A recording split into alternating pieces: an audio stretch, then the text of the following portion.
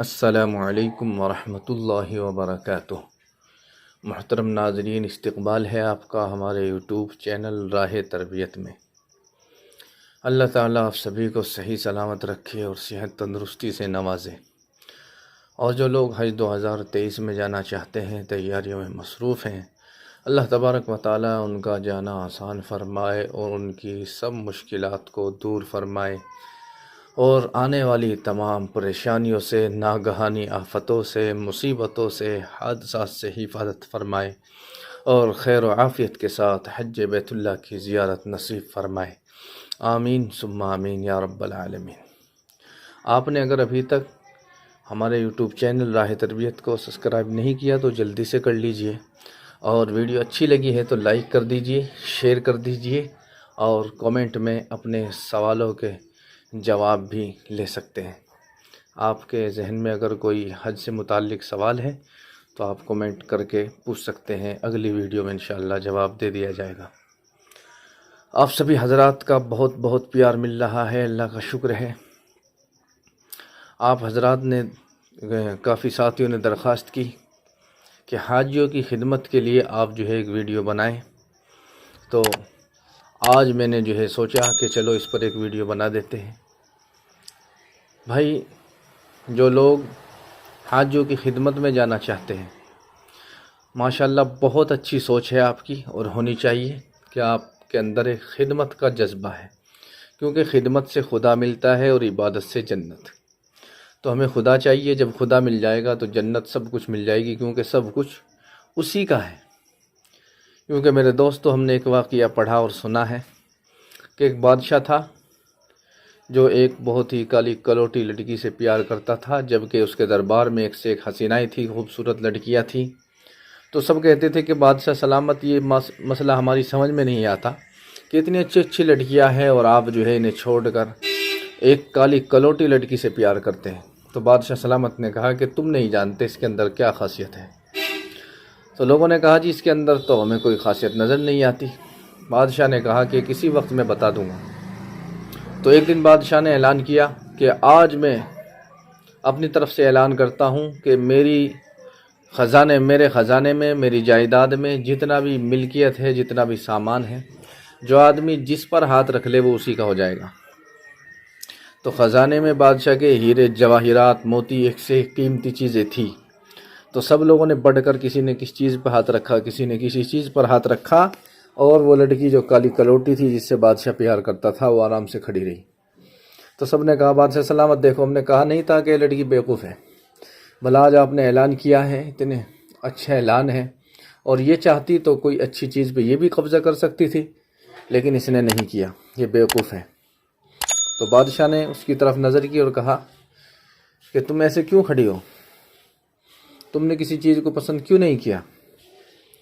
تو اس کالی کلوٹی لڑکی نے آگے بڑھ کر بادشاہ کے اوپر ہاتھ رکھ دیا، اور بادشاہ نے کہا تھا کہ جس چیز پر جو ہاتھ رکھ دے وہ اسی کی ہو جائے گی۔ تو بادشاہ کے اوپر ہاتھ رکھا تو بادشاہ اس کا ہو گیا، اور ساری چیزیں کس کی؟ بھائی ساری چیزیں بھی تو بادشاہ کی ہے۔ جب بادشاہ ہمارا ہو گیا تو چیز بھی ساری ہماری ہوگی۔ اسی طرح خدمت سے خدا، عبادت سے جنت۔ تو جب خدمت کر کے ہمیں خدا مل گیا تو جنت بھی اسی کی ہے، حوریں بھی اسی کی ہے، محلات سب کچھ اسی کا ہے۔ اس لیے بہت اچھا جذبہ ہے جن کے دل کے اندر حاجیوں کی خدمت کرنے کا جذبہ ہے، بہت اچھی چیز ہے۔ لیکن دوستو، میں آپ کو آگاہ کرنا چاہتا ہوں کہ آج کے اس پرفتن دور میں، اس دور میں کسی کا کوئی بھروسہ نہیں رہا۔ اعتماد پوری طرح سے اٹھ چکا ہے۔ آپ کو دیکھنے میں اچھے بھلے آدمی جو سر پر ٹوپی، چہرے پر داڑھی اور کرتا پائجامہ اور لمبی لمبی باتیں کرنے والے ملیں گے، آپ کو جال میں پھنسائیں گے اور آپ کو حاجیوں کی خدمت میں نہیں بھیجیں گے، بلکہ آپ سے پیسے اتار لیں گے۔ اس لیے دوستو، میں نے حج کمیٹی سے بھی رابطہ کیا اور اس کی پوری تحقیق کی۔ پوری تحقیق کرنے کے بعد جب میں یہ ویڈیو بنا رہا ہوں، ایسے نہیں کہ ویسے ہی فرضی بنا دی اپنا چینل چلانے کے لیے، نہیں میرے دوستو، ایسا نہیں۔ میں آپ کو کوئی بھی ایسی غلط بات نہیں بتاؤں گا جس سے آپ کا کسی کا بھی نقصان ہو۔ اگر مجھے نہیں پتا تو میں نہیں بتاؤں گا، میں اس میں شرم محسوس نہیں کرتا کہ کوئی یہ کہے گا اسے اس بات کا علم نہیں ہے۔ کوئی بات نہیں، ضروری نہیں ہے ہر آدمی کو ہر چیز کا علم ہو، لیکن اگر بتاؤں گا تو صحیح تحقیق کر کے بتاؤں گا۔ تو میں نے تحقیق کی، हज कमेटी से बात की तो मैंने उनसे कहा जी कुछ साथी ऐसे हैं जो हाजियों की खिदमत में जाना चाहते हैं। बल्कि मेरे पास एक गुजरात से फ़ोन आया, उन्होंने हमारी वीडियो देखी और उन्होंने फ़ोन किया कि जी मैंने आपकी वीडियो देखी है और मैं हाजियों की खिदमत में जाना चाहता हूँ। मैंने उसे मना किया कि भाई धोखाधड़ी बहुत हो रही है, आप जो है बचें। कि जी नहीं, मैंने आपको फ़ोन किया। मैंने उन्हें कहा कि आपने मुझे फ़ोन किया बहुत अच्छी बात है, मैं ऐसा आदमी नहीं हूँ, आपने सही जगह फ़ोन किया है। अगर कोई वैसा आदमी होता तो आपसे पैसे ऐंठ लेता और आपको कहीं ना भेजता। उन्होंने कहा जी आप मेरी रहनुमाई कर दें, मुझे पैसा नहीं चाहिए, बस मुझे तो एक खिदमत करनी है अल्लाह के घर की। 2-4 महीने या 1 साल भी कोई मुझे वहाँ रख ले, ना मुझे पैसा चाहिए ना कुछ चाहिए, बस खिदमत करनी है। उसके अंदर बेचारे का एक जज्बा था, शौक़ था, माशाल्लाह बहुत अच्छा शौक़ था। तो मैंने उसे कहा था कि भाई मैं ज़रूर इस पर वीडियो बनाऊँगा, लेकिन पूरी तहकीक करके बनाऊँगा। तो दोस्तों, जब मेरी बात हुई हज कमेटी से, मैंने उन्हें बताया कि कुछ साथी जो है हाजियों की खिदमत में जाना चाहते हैं। तो उन्होंने मुझे ये बताया कि हाजियों की खिदमत में एक आम आदमी नहीं जा सकता। हाजियों की खिदमत के लिए हज कमेटी ऑफ इंडिया ने सरकारी लोगों को चुना है, जो बड़े बड़े अधिकारी हैं, अफसर हैं, चाहे वो पुलिस महकमे से हो या स्कूल महकमे से मास्टर हो या इसी तरह से दूसरे महकमात में से किसी में से भी हो, जो सरकारी आदमी हैं, बड़ी पोस्ट पे हैं, वो हाजियों की खिदमत के लिए जाते हैं और सरकार उन्हें भेजती है, उसका पूरा खर्च भी देती है और उसका टिकट, उसका वीज़ा, उसका सब कुछ फ्री होता है। और जो उसकी तनख्वाह यहाँ ड्यूटी की है वो तनख्वाह भी उसे जो की तो मिलती है। और ऐसा ही हमने खुद भी देखा। जब हम 2019 में हज में गए तो एक साथी जो है हमारे साथ में था, जो खिदमत करता था। कुछ भी दिक्कत होती थी पूछता रहता था आकर के कि भाई किसी को कोई दिक्कत तो नहीं है। हमने पूछा कि आप ऐसे क्यों करते फिरते? उन्होंने कहा कि मुझे हाजियों की खिदमत के लिए भेजा गया है और मैं बड़ा ऑफिसर हूँ, पुलिस में हूँ। तो वहाँ से भी मुझे इल्म हुआ था कि सरकारी आदमी जाते हैं, लेकिन अब मैंने तहकीक की तो इसमें भी यही पता चला कि इसमें सरकारी आदमी ही जाते हैं।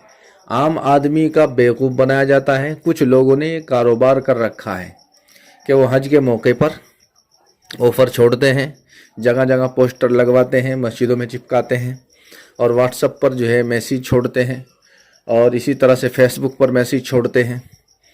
और वो इस तरह का जो है मैसेज छोड़ते हैं कि वीज़ा भी फ्री, हज फ्री, टिकट फ्री, सब कुछ फ्री और ऊपर से 1200-1500 रियाल आपको तनख्वाह भी मिलेगी, खाना फ्री, रहना फ्री। तो इस तरह का जब आदमी पढ़ता है तो बौखला जाता है, क्योंकि इंसान की जो फितरत है वो जो है ऐसी है कि वो फ्री की चीज़ जब देखता है तो फ़ौरन दौड़ पड़ता है। तो फिर जब उनसे राब्ता किया जाता है तो वो बताते हैं कि भाई आपको जो है बिल्कुल फ्री नहीं है, इसमें कुछ फ़ीस आपको देनी पड़ेगी, कम से कम आपको 20,000 रुपये देने पड़ेंगे। आपसे 20,000 रुपये ले लेंगे, आपका पासपोर्ट ले लेंगे और फिर जो है पता चलेगा कि गायब हो जाएंगे। ना आपके 20,000 रुपये मिलेंगे, ना आपका पासपोर्ट मिलेगा और ना वो आदमी मिलेगा। तो आपका पासपोर्ट जो चला गया ये सबसे ज़्यादा ख़तरनाक है। पैसा भी मिल जाएगा लेकिन पासपोर्ट दोबारा बनना बहुत मुश्किल हो जाता है जब एक बार इस तरह से चला जाता है। तो हज कमेटी के उस आदमी ने, जिनसे मेरी बात हुई, उन्होंने बताया कि एक आदमी इसी तरह का था। मैंने उन्हें मना किया कि भाई इस तरह से जो है हाजियों की खिदमत में नहीं जाते। तो वो नहीं माना और उसने किसी को अपना पासपोर्ट भी दे दिया और पैसे भी दे दिए। तो पता चला कि 2 करोड़ रुपए लेकर के वो आदमी फ़रार हो गया, जो पासपोर्ट जमा कर रहा था, हाजियों की खिदमत में भेज रहा था। तो मेरे भाई, आप धोखे से बचें, आप किसी के भी बहकाए में ना आए। हाजियों की खिदमत का कोई वीज़ा नहीं है। आपको कोई अगर ये भी कहे कि बिल्कुल फ्री है, जब भी चक्कर में ना आए, आपका पासपोर्ट रख लेगा, आपको फिराएगा, तबाह हो जाओगे। तो मेरी गुजारिश है कि आप किसी के चक्कर में ना आए। आप हज पर जाना चाहते हैं तो जाएं, हाजियों की खिदमत के चक्कर में ना पड़ें। हाँ, एक दूसरा रास्ता ये है कि अगर आप हकीकत में खिदमत में जाना चाहते हैं तो आपको जो है हरम की खिदमत का वीज़ा मिलेगा और वो कभी भी मिल सकता है, 12 के 12। ऐसा नहीं कि हज के सीज़न में ही मिलेगा।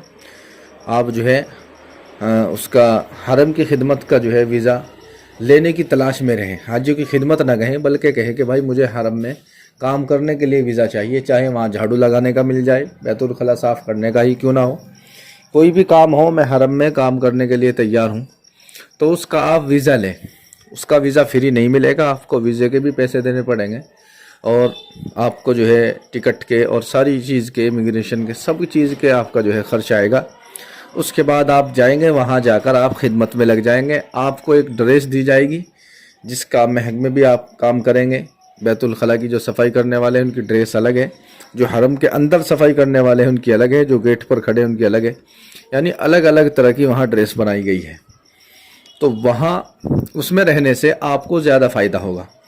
اس میں اگر آپ جاتے ہیں جیسے سرکاری افسر جاتے ہیں تو وہ ہر جگہ نہیں گھوم پاتے، وہ صرف جو ہے حاجیوں میں رہتے ہیں، اور انہیں کوئی پریشانی ہو تو بس ان کا جو ہے پریشانی کا حل کرواتے ہیں۔ حج کمیٹی کے وہاں آفس ہوتے ہیں، وہاں انہیں لے کر کے جاتے ہیں۔ لیکن اس میں اگر آپ چلے گئے حرم کی خدمت میں، حرم میں جو ہے کام میں آپ لگ گئے، تو اس کا فائدہ یہ ہے کہ آپ کے پاس جو وہاں کی ڈریس ہوگی، وہ ڈریس جس نے پہن رکھی ہے وہ کہیں بھی گھس جاتا ہے، اسے کوئی پولیس والا، کوئی وہاں کا آدمی نہیں روکتا، کہ وہ سوچتا ہے کہ وہ یہاں کے جو ہے کرمچاری ہے، کام کرنے والے ہیں۔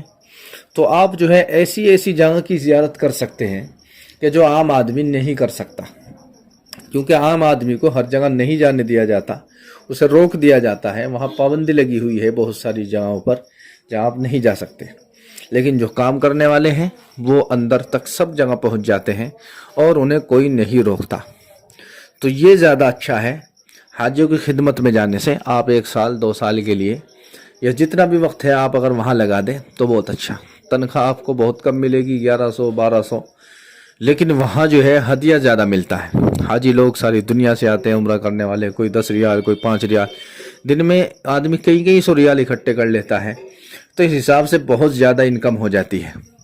تو آپ سیلری پہ بھی دھیان نہ دیں، مین بات تو بہت بڑی بات یہ ہے کہ اللہ نے اپنے گھر کے لیے جسے قبول کر لیا، اپنے گھر کی خدمت کے لیے قبول کر لیا، یہ سب سے بڑی بات ہے۔ تو آپ اگر جانا چاہیں اسی میں جائیں، میری رائے ہے۔ اور یہ آخر میں پھر گزارش ہے کہ آپ کسی بھی ایجنٹ کے چکر میں نہ پڑے، کسی کو پاسپورٹ نہ دیں، حاجیوں کی خدمت کے بارے میں نہ کسی کو 1 روپیہ دیں۔ کوئی بھی عام آدمی حاجیوں کی خدمت میں نہیں جا سکتا، یہ حج کمیٹی آف انڈیا کا اعلان ہے۔ تو اسی کے ساتھ جن لوگوں نے سوالات کیے ہیں، کچھ سوالوں کے جوابات بھی میں سمجھتا ہوں کہ دینا ضروری ہے۔ جیسا کہ یہ بھائی ہے افتخار شیخ، انہوں نے کہا ہے کہ جزاک اللہ، آپ نے جو ہے ہمارے سوالوں کا جواب دیا، آپ جو ہے ہمیں دعاؤں میں یاد رکھنا۔ اللہ تعالیٰ آپ کی پریشانیوں کو دور فرمائے اور حج 2023 میں جانا آسان فرمائے۔ یہ بھائی ہے انیس الرحمن، انہوں نے سوال کیا ہے، بھائی ہم یو پی کے سٹی وارانسی کے ہیں، ہم لوگ 6 لوگ ہیں، حج پر جا رہے ہیں، ہم وارانسی ایئرپورٹ سے نہیں جانا چاہتے ہیں، ہم لوگ جانا چاہتے ہیں بامبے ایئرپورٹ سے، تو ہمیں کیا کرنا چاہیے؟ بھائی یہ تو آپ نے جب فارم بھرا تھا، فارم بھرنے کے بعد امبارکیشن کا جو پوائنٹ آپشن آتا ہے، آپ کو اس میں آپشن جو ہے وہ بامبے کا چننا چاہیے تھا، تو آپ بامبے سے چلے جاتے۔ آپ نے اس میں جو بھی آپشن چنا ہوگا یا فارم بھرنے والے نے جو بھی آپشن اس میں دیا ہوگا، کیونکہ 25 امبارکیشن ہیں اس سال بڑھا دیے گئے ہیں جہاں سے حاجیوں کی فلائٹ جائے گی، تو آپ نے جو بھی امبارکیشن جو ہے چنا ہے آپ اسی سے جائیں گے۔ اگر آپ اسے بدلنا چاہتے ہیں تو آپ دوبارہ سے گوگل پہ جا کر اپنی آئی ڈی کو لاگ ان کر کے اور ایڈٹ والے آپشن پر جا کر وہاں سے آپ اسے وہاں چینج کر دیں، بامبے ڈال دیں، تو انشاءاللہ آپ جو ہے پھر وہاں سے جائیں گے۔ اسی طرح سے یہ فضل خان ہے، انہوں نے کہا کہ کرنسی اب کہاں ایکسچینج ہوگی اور کم سے کم کتنا پیسہ ساتھ لے جا سکتے ہیں؟ بھائی آپ جو ہے 2100 ریال کافی ہے، آپ 2500 ریال 3000 ریال بھی لے جا سکتے ہیں، جتنا زیادہ لے جائے اتنا ہی اچھا ہے۔ آپ کا جو ہے حساب اگر ہو، اللہ نے آپ کو اتنی وسعت دے رکھی ہے تو آپ زیادہ بھی لے جا سکتے ہیں۔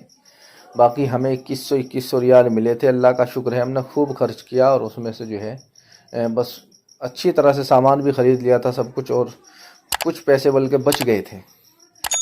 تو آپ جو ہے 2100 ریال لے لیں، 2500 لے لیں، 3000 لے لیں، اور آپ جو ہے انہیں ایکسچینج کر لیں کسی سنار کے یہاں جا کر، وہ آپ کو ایکسچینج کر دے گا۔ وہاں بڑی دشواری ہوگی، دقت ہوگی، اور مہنگے میں آپ کو جو ہے ریال ملیں گے، کیونکہ سولٹیج ہوگی، ہر آدمی کو جو ہے ریال کی ضرورت ہوگی، تو وہ جو ہے موقع کا فائدہ اٹھاتے ہیں، ہر جگہ کی بات ہے، تو وہاں بڑی پریشانی آپ کو ہوگی۔ اس لیے میری رائے ہے کہ ابھی فرصت میں آپ جو ہے جا کر کے کسی سنار کے پاس، وہ آپ کے پیسے جو ہے بدل دے گا، ریال میں دے دے گا۔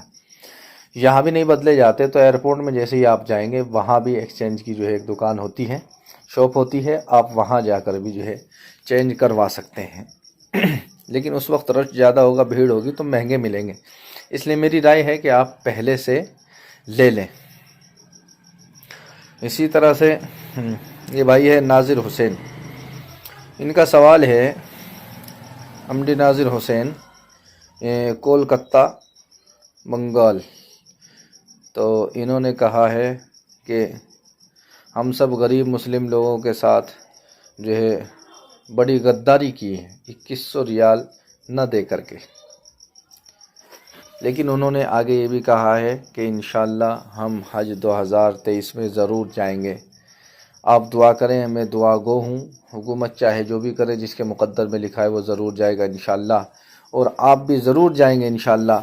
اللہ تعالیٰ آپ کا جانا آسان فرمائے، اور پیسوں کا بھی انتظام اللہ تعالیٰ غیب سے مہیا فرمائے۔ اسی طرح سے یہ بھائی سمیدین ملک ہیں، انہوں نے کہا ہے کہ بہت بہت شکریہ، جزاک اللہ، آپ نے ہمارے سوالوں کا جواب دیا، اللہ تعالیٰ آپ کی عمر میں برکت عطا فرمائے، آمین ثم آمین یا رب العالمین۔ اسی طرح سے یہ بھائی ہے مہدی حسن، انہوں نے کہا کہ قربانی کا جانور کہاں سے اور کیسے خریدیں؟ بھائی میں نے بتایا تھا کہ مینا کے پاس ہی اس کے جو ہے بکرا منڈی ہے، آپ وہاں جا کر کے خرید سکتے ہیں۔ 400 ریال، 350، 400، 450، 500، یعنی مہنگے سے مہنگا آپ خرید سکتے ہیں، وہاں سے آپ کو قربانی کا جانور مل جائے گا۔ جانور وہاں بہت ہوتے ہیں، کمی نہیں پڑتی، اتنے لاکھ آدمی حج میں جاتے ہیں، سب قربانی کرتے ہیں، لیکن کبھی ایسا نہیں ہوا کہ بھائی جانور کم پڑ گئے ہوں، کسی کو مل ہی نہ رہا ہو، ایسا نہیں ہے، اللہ کا شکر ہے۔ یہ بھائی ہے عرفان خان، انہوں نے سوال کیا ہے کہ حج فارم بھرنے کے کتنے دن بعد نام آتا ہے، پلیز رپلے۔ بھائی عرفان خان، آپ نے حج کا فارم بھر دیا ہے، 10 مارچ تک ابھی جو ہے لاسٹ تاریخ ہے فارم بھرنے کی، اس کے بعد ڈیٹ بڑھ بھی سکتی ہے، اگر بڑھی، وقت کا تقاضا تو یہ ہے کہ وقت بہت کم ہے، شاید ڈیٹ نہ بڑھے، لیکن اگر ڈیٹ بڑھی تو پھر آپ کو اس کے بعد ہی منظوری کا پتہ چلے گا، لیکن اگر نہ بڑھی تو 10 مارچ کے بعد جو ہے منظوری آنی شروع ہو جائے گی، 5-4 دن کے بعد ہی آپ کے پاس دھڑا دھڑ میسیج آنے شروع ہو جائیں گے، جس طرح سے کور نمبر کے میسیج آ رہے ہیں، اسی طرح آپ کی جو ہے کس کا سلیکشن ہوا ہے، کس کا نہیں ہوا، اس کے بھی میسیج آنے شروع ہو جائیں گے۔ تو یہ کور نمبر کے بارے میں تو میں نے انشاءاللہ کل بتا ہی دیا تھا کہ انشاءاللہ 1 تاریخ کے بعد سب کے کور نمبر آ جائیں گے۔ آخر میں سبھی کے لیے دعا کریں، میرے لیے بھی دعا کریں، میری طبیعت بھی خراب ہے، اور میں بھی آپ سب کے لیے دعا کرتا ہوں کہ جتنے بھی بیمار ہیں گھروں میں، اسپتالوں میں، اللہ سب کو شفائے کلی عاجلہ مستمرہ دائما نصیب فرمائے، جو بھی مشکلات میں ہے، پریشانیوں میں ہے، ناجائز مقدمات میں پھنسے ہوئے ہیں، ناجائز جیلوں میں مسلمان بند ہیں، اللہ تعالیٰ ان سب کو رہائی عطا فرمائے، سب کی مشکلوں کو آسان فرمائے، اور جتنے بھی لوگ اس ویڈیو کو دیکھ رہے ہیں اللہ تعالیٰ ان سب کے مقدر میں حج 2023 لکھ دے، آمین ثم آمین یا رب العالمین۔ السلام علیکم ورحمۃ اللہ وبرکاتہ۔